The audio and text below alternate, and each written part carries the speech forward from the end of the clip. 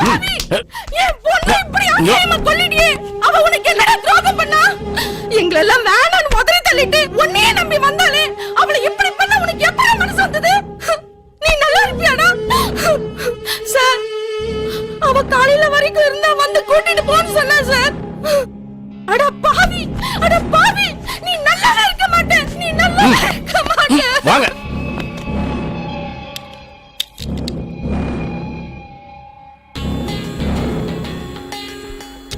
Constable. Yes sir.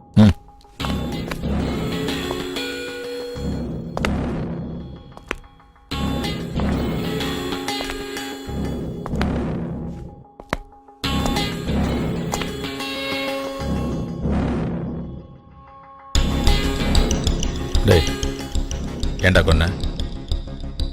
ஏய்